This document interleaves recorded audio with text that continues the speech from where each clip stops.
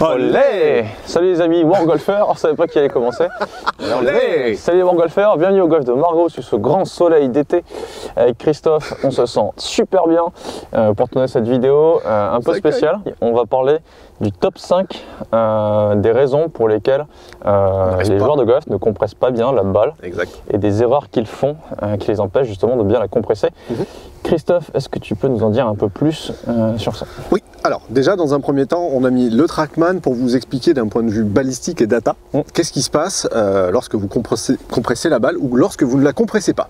Déjà la première chose, c'est une compréhension globale. Une compression de balle, c'est pas très compliqué, c'est pas une compression du tapis ni du sol. C'est d'abord on vient taper la balle, puis le sol. Alors ça, on le voit très souvent, mais les gens ont encore du mal à comprendre exactement comment placer le corps, comment éviter ces fameuses erreurs et d'arriver à frapper d'abord la balle, puis le sol. Donc ça commence par une bonne pensée, une bonne compréhension, et ensuite des intentions claires et précises. Le TrackMan, comme tu l'as dit, va nous aider à avoir des données. Exact. Quelles sont les données auxquelles on va prêter attention aujourd'hui? Alors les deux, ça va être l'angle d'attaque, donc c'est la façon dont le club va arriver sur la balle, est-ce qu'il arrive en descendant ou en remontant. Et la deuxième, ça va être le point bas. Le point bas, en fait, va nous dire à quel endroit le club est au plus bas dans l'arc du swing. Voilà. Ces deux données sont liées.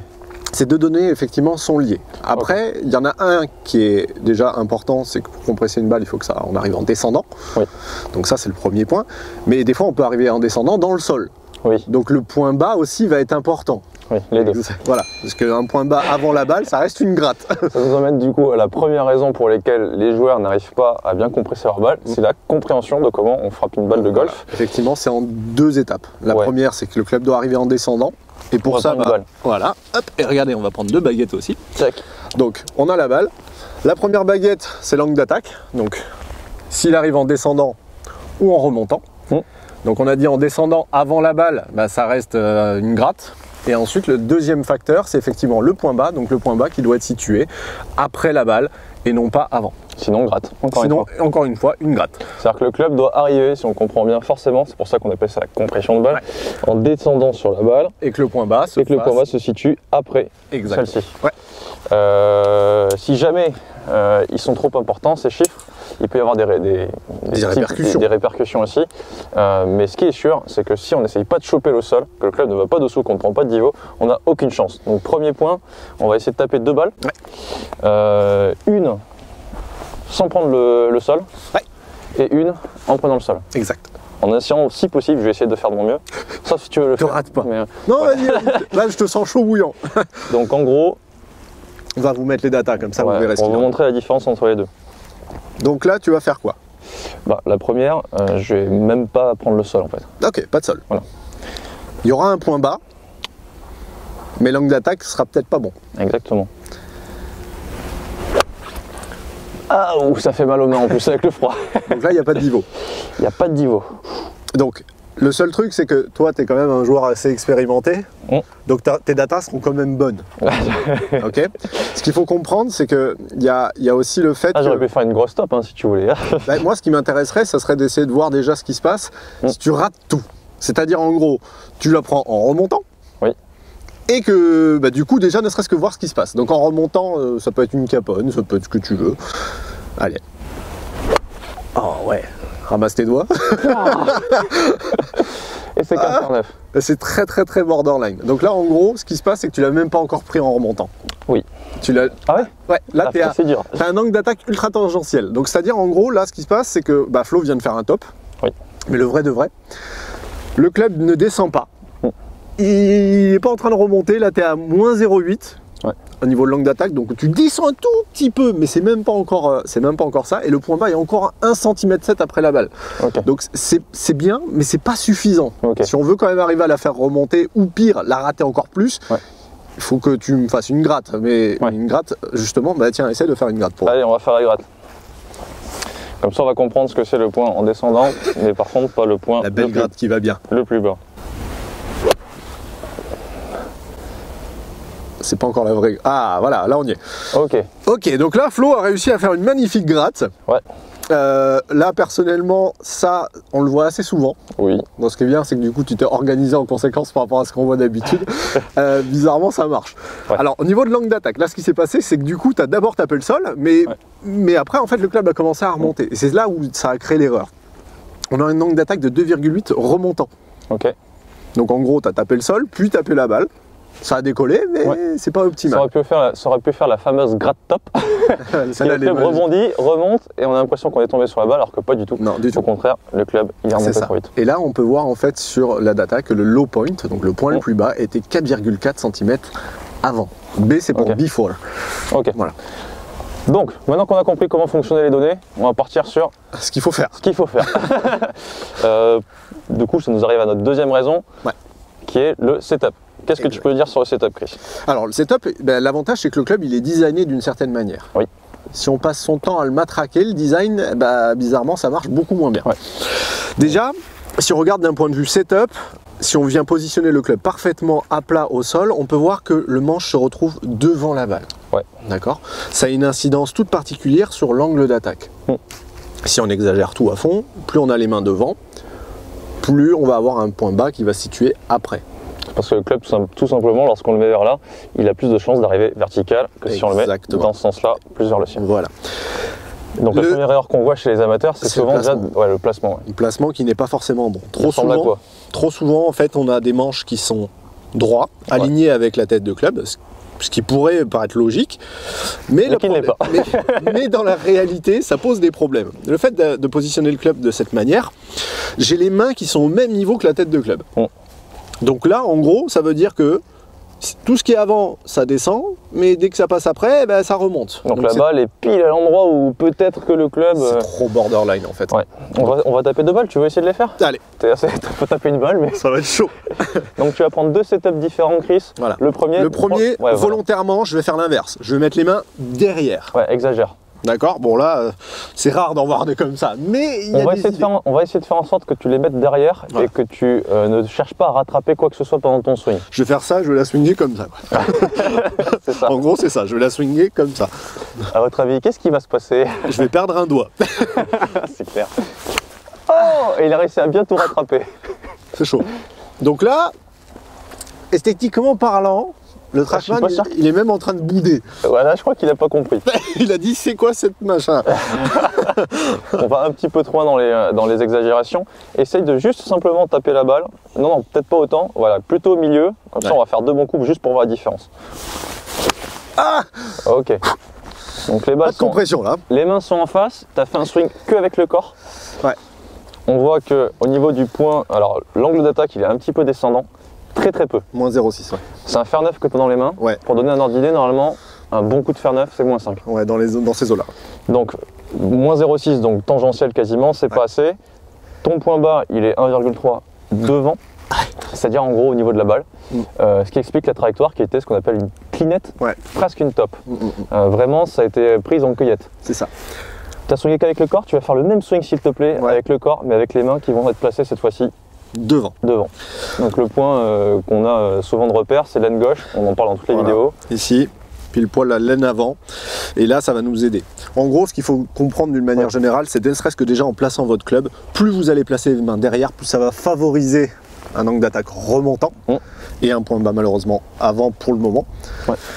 Plus on va mettre les mains devant la balle, plus on va arriver avec un angle d'attaque descendant. S'il n'y a pas de bidouille. Sans changer quoi que ce soit dans la dynamique. Ce qu'on va voir après. C'est pour ça qu'il faut que tu fasses absolument le même swing.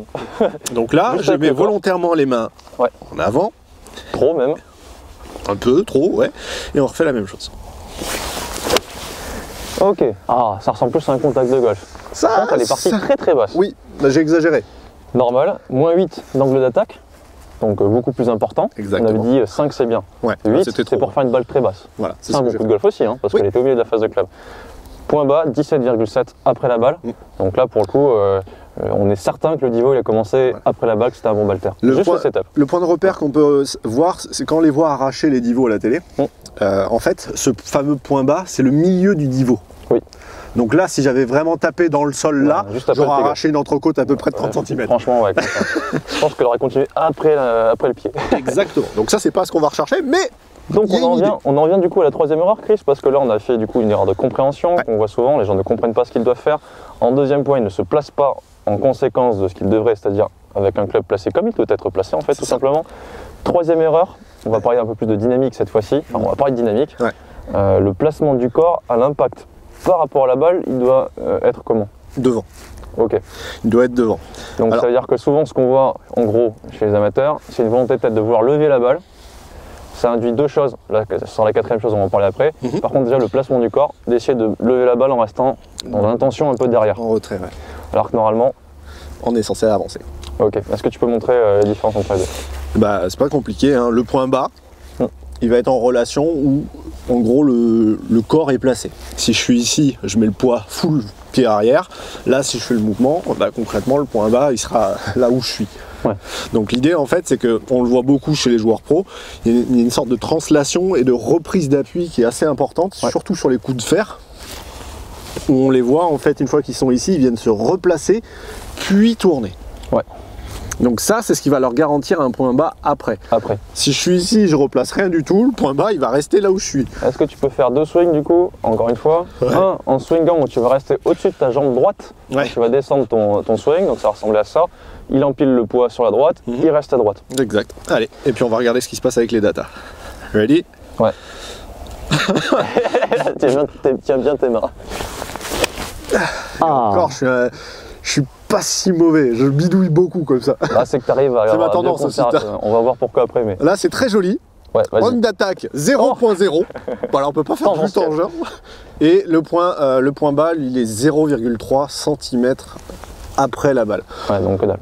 Donc là, c'est vraiment la clinette cueillette. Là, c'est parce que j'ai les aptitudes de faire glisser le club sur le sol qui fait que ça passe. Mais si le club est un tout petit peu trop haut, là, c'est... ça aurait fait topette. En plus, la phase de club, elle fait un peu ce qu'elle veut. Toi, vu que tu as un bon grip, etc., tu la conserves bien, mais elle pourrait partir aussi un peu n'importe où. Ça avance pas, hein. On va pas se mentir. Maintenant, par contre, cette fois-ci, tu vas essayer d'emmener, en exagérant encore une fois, voilà, vraiment le poids sur le côté gauche de ton swing. Attention, ça va accrocher le sol sévère. Et logiquement, on devrait revoir la balle un peu basse de tout à l'heure. Voilà. Ah, j'ai exagéré. Là, il a exagéré là. J'espère qu'il l'a prise. Voilà. Donc là, on a un angle d'attaque qui est très mignon. Moins de 9,6. C'est beaucoup trop bas, les amis. Trop de compression. Tue la compression. et mon point bas, quant à lui, était 15 cm après la balle. Donc c'est un peu trop.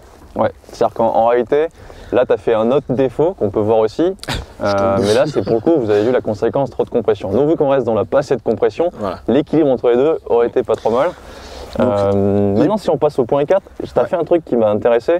Quand tu as fait ton swing en restant en arrière, si tu as réussi à bien la contacter malgré tout, c'est peut-être que tu as réussi à avoir des mains qui étaient plutôt en avant par rapport à ce que ça aurait pu être. Donc, la conservation de l'angle qu'on crée au départ au niveau des mains, elle est aussi très importante.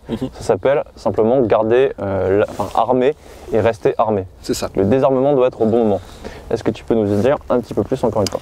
Alors, donc à ce niveau-là, le désarmement, c'est ce que j'explique d'une manière générale, c'est que la plupart du temps, les golfeurs ne font plus le travail avec le corps. Très souvent, on voit des positions qui sont très bien au départ, et ce qui se passe, c'est que pendant la traversée, le corps ne fait pas forcément le travail, et donc il s'arrête de tourner. C'est-à-dire que si j'étais ici, j'exagère, je place le club ici, en gros, si je ne faisais que tourner, je conserverais le même écart, et le club continuerait de descendre et de faire une belle compression de balle. Très souvent, en fait, ce qui se passe, c'est l'inverse. C'est le corps ne faisant pas le travail, il s'arrête, sauf que quand le corps s'arrête, on est ici, je peux le faire, hein. Je m'arrête, il n'y a plus rien qui va vers l'avant, donc le seul moyen d'arriver à ramener la tête de club sur la balle, c'est les manos. Et nous, ce qu'on va rechercher, c'est conserver les mains devant et de tourner avec. On a la tête de club qui est au niveau de la baguette orange. Oui, les mains. Les mains, quant à elles, si on regarde bien, elles sont au niveau de la baguette bleue, donc plus devant. Donc là, en fait, on a notre point d'entrée dans le sol et le point bas. Exactement. Plus on va exagérer cet écart, plus le point bas va se décaler. La problématique, c'est qu'en fait, là, si on regarde maintenant dans le swing de golf, ça va être une course entre les mains et la tête de club. L'idée, c'est de faire en sorte que les mains gagnent toujours par rapport à la tête de club. Exactement. Et ce qui se fait pas souvent lorsqu'on est, lorsqu'on est un peu en galère au niveau de la compression de balle. vidéo.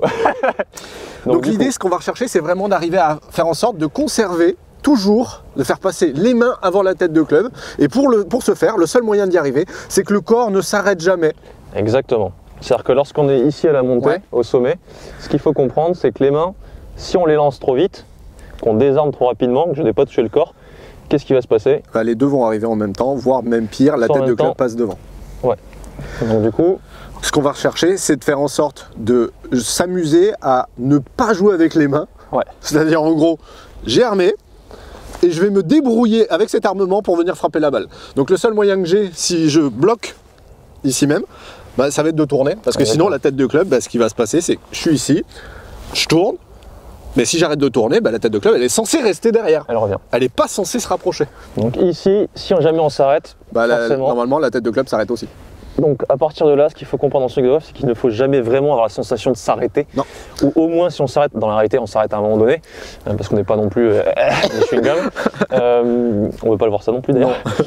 Lorsqu'on est ici, en fait, si on a déjà de l'avance et qu'on est bien placé avec le corps, qu'on a conservé cet angle, il n'y a aucune raison pour ne pas frapper la balle en descendant, sauf la cinquième dont on va parler après. Ouais, mais déjà dans l'exemple de ce que vous pouvez faire pour arriver déjà à le travailler et le comprendre, c'est déjà de vous amuser à le faire à petite échelle, c'est-à-dire au départ, vous calez simplement la tête de club en retrait déjà à la limite, et vous faites en sorte de comprendre qu'une fois que vous avez calé la tête de club en retrait, que vous fassiez passer d'abord les mains, puis la tête de club.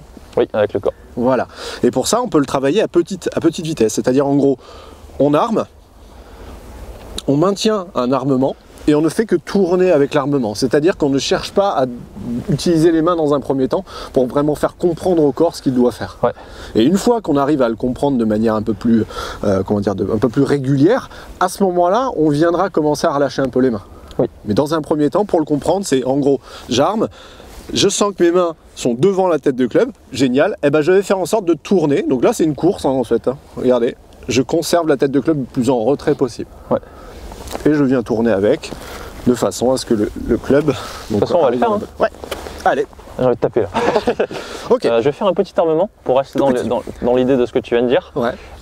Où il y en a un où je vais désarmer directement avec les mains. Okay. Et un où je vais faire comme tu as dit, je vais garder l'armement et je vais avancer. D'accord.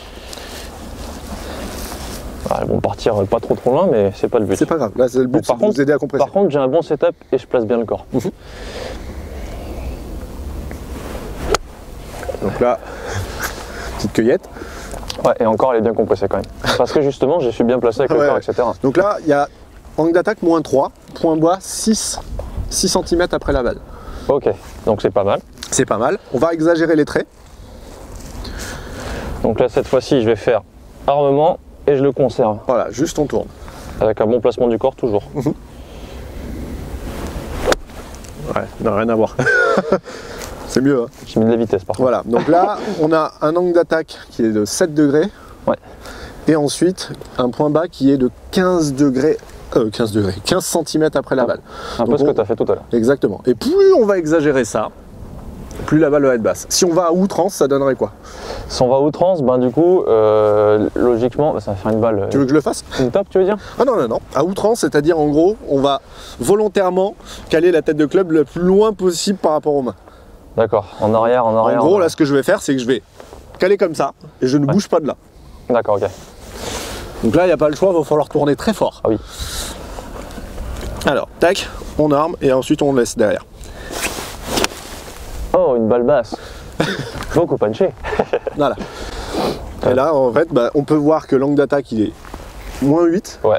Et par contre, le point bas, il est 17 cm après la balle. Donc pour résumer tout ce qu'on a dit depuis le début, amusez-vous à essayer de faire les balles les plus basses possibles grâce à vos mains. En cours, de toute façon, la plupart des joueurs qui ont des problèmes de contact, je finis quasiment toujours par faire les mêmes choses. Travailler la balle basse. Travailler la balle basse, puisque forcément, si tu fais une balle basse, c'est que tu as réussi à mettre en place tout ce qu'on a dit juste avant. Il y a quand même un dernier point, Chris, qui est important, dont on n'a pas parlé, parce que c'est ancré chez nous et que pour l'instant, voilà. Mais ce qu'on voit assez souvent aussi, c'est une perte des angles en zone d'impact. Qu'est-ce qui peut se passer, à votre avis, et puis je vais demander à Chris, hein, si en zone d'impact, l'angle que tu as formé au niveau de ton setup entre ton dos, tes genoux par rapport au sol, tu le perds. Ah bah je le connais très bien celui-là. Oui, c'est vrai. Je le connais très très bien. D'ailleurs, ceux qui ont vu la vidéo le savent aussi. D'ailleurs, c'est vrai qu'en parlant de ça, tes contacts, ils sont un petit peu hauts. Oui, toujours. Et un peu moins maintenant. un peu moins. Mais avant, oui. Ce qui se passe, c'est que quand on le sait, l'axe, on peut tourner facilement. À partir du moment où on perd les axes, il y a un redressement, donc il y a un décalage entre le bas et le haut. C'est très compliqué d'arriver à tourner sur un axe à partir du moment où on le perd. Oui. Lorsque je suis ici, en fait, la rotation idéale, ça serait d'arriver à faire ça, donc c'est-à-dire ma colonne vertébrale n'a pas bougé, et la même de l'autre côté. Donc là, j'arrive à conserver ces angles. À partir du moment où je les perds, bah forcément, ça veut dire que le corps ne pourra plus tourner comme il est censé l'être. Oui. Donc là, je peux tourner, j'ouvre tout, il n'y a pas de souci. Ça, c'est si tout va bien. Mais quand je perds les angles, en gros, je me redresse, je peux plus tourner de manière optimale, donc il va falloir que je bidouille autrement. Et là, bah, il n'y a pas le choix, c'est le corps s'arrête, les mains qui repartent. Ce qu'il faut comprendre, c'est qu'en fait, tout ce qu'on raconte depuis le début, absolument tout est lié. Tout. Si vous faites attention à ces 5 points, vous aurez une belle compression de balle. Il peut y en avoir un des 5 qui foire, même en vrai, peut-être quelques autres. On n'a pas parlé des hanches, on n'a pas parlé de plein de placements, on n'est pas dans le détail. Non. Mais on essaie de comprendre les grandes lignes de la compression de balle. Tu vas nous taper 2 balles du coup? Ouais. On va essayer d'en faire une, justement, où tu vas te redresser avec les hanches qui vont pas énormément jouer. Voilà, bah ça il connaît. Hein. Ça se connaît, c'est le côté droit qui pousse comme ça. Là. Bah en fait, en vrai, tu peux faire ton swing normal. Non, c'est l'ancien. Et ton ancien swing. Et ton new gros, swing ou ça, celui que tu rêverais. Je pousse. Exactement. Ok, bien exagéré. Donc forcément, là, ça, on obtient des trajectoires très hautes. Oui, c'est ça. Donc on va regarder au niveau des datas. Angle d'attaque moins 1,8. Donc vraiment pas bas du tout. Un petit peu, mais pas assez. Point bas 4,3. Ouais. Point bas. Le point bas après la balle 4,3, donc pas assez. On le rappelle, 5 degrés d'angle d'attaque pour un fin neuf, c'est pas mal. Ouais. Un point bas entre 12 et 15, entre 12 et 15 après la balle. Maintenant, tu vas nous la faire en restant vraiment pensant qu'à ça. Voilà. Bah, conservation des angles. C'est ce que je t'ai. Donc là, il n'y a pas le côté gauche qui pousse. Ouais, c'est le moment de vérité alors. Ouf. Ah oui. Donc là, il a bien exagéré pour être certain. Bien plate. Et du coup, on retrouve des chiffres qui nous parlent depuis le début. J'exagère encore. Moins 8 d'angle d'attaque, 17 de points bas. Après, ouais, tout à fait. Pour résumer tout, dans cette vidéo, Chris, on a dit beaucoup de choses, mais de notre côté, tout est lié. J'espère que vous avez tout bien compris. N'hésitez pas à repartir en arrière. Exactement. Dans le top 5 des erreurs qu'on voit souvent chez les amateurs. Non-compréhension. Non-compréhension pour commencer. Un mauvais setup. Un mauvais placement du corps, donc en zone d'impact, et puis d'une manière générale dans tout le swing. Une conservation de l'armement qui n'est pas assez bonne durant le swing également. Et enfin, la conservation des angles de la posture pendant tout le swing jusqu'à l'impact. Voilà. Et après, on peut quand même leur donner un dernier petit truc. C'est comment le checker pour savoir si le point bas est bas. Parce que nous, on a un trackman, vous n'en avez pas. Donc, pour arriver à le faire, regardez, vous prenez votre tapis, vous pouvez le caler de cette manière. Si vous avez une zone sur pelouse, à ce moment-là, vous pouvez le travailler simplement en mettant un tee à l'endroit où est la balle. Et vous essayez de toujours faire en sorte de regarder que votre niveau commence après. Si vous n'avez pas de tee ni de tapis, enfin, si, non, vous avez un tapis, vous pouvez prendre éventuellement soit du sable, soit faire un trait sur le tapis avec le tee. Le but, c'est d'avoir un petit point de repère visuel une fois que la balle est partie pour savoir où elle était et savoir où commence votre niveau, si niveau il y a. Mais ça, on espère. On a fait plein de vidéos sur ça d'ailleurs, par rapport au point de contact et pour réussir à avoir justement plus de compression. On est rentré dans des détails un petit peu différents, si vous voulez la voir. Voilà. Et puis après, il n'y a plus qu'à, de toute façon. Travailler. Jouer dans les bunkers aussi, c'est pas mal. Oui, ça va vous permettre. Vous tracez la ligne dans le bunker, vous regardez si ça touche après, et puis comme ça, vous êtes. Si jamais vous regardez cette vidéo en confinement, vous pouvez regarder devant un miroir aussi, c'est pas mal. Ou dans votre jardin, si vous en avez un. Mais bon, ça va pas faire du bien à votre pelouse. Golfeur, il reste plusieurs petites choses à faire. La première, c'est bien penser à liker, à partager la vidéo éventuellement à des amis que ça pourrait aider, parce que croyez-moi, il y en a un sacré paquet qui ont un problème avec justement cette compression de balle. La deuxième chose qui est hyper importante, c'est que vous êtes encore 64% à suivre notre contenu, mais à n'être toujours pas abonné. Nous, ça nous pose des petits soucis, dans le sens où ça référence mal les vidéos et ça permet en fait de toucher malheureusement que peu de monde. Donc pour ça, pensez bien à vous abonner, à activer la cloche des notifications pour ne rater aucune de nos vidéos. La troisième chose, c'est que le mois prochain, avec Flo, on commence à organiser des stages. Donc, allez checker le lien dans la description. Il reste encore des places disponibles. Si déjà avec les vidéos, vous progressez, croyez-nous, en stage, ça ne sera que meilleur. Allez, à très bientôt. Prenez soin de vous tout le monde. Ciao, ciao.